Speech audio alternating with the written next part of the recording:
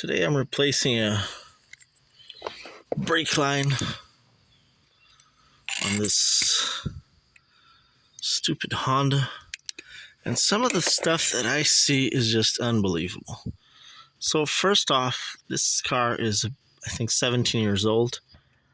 I've worked on cars from the 40s and they were all in better shape than this junk. But if you look there, look at how they tuck that brake line. So there's no way in hell I can get a socket in there.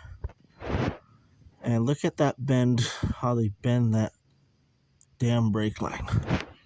What I had to do is I cut it off there.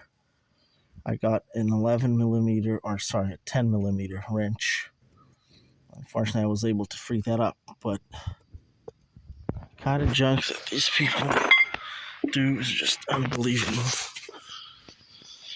This piece of junk here.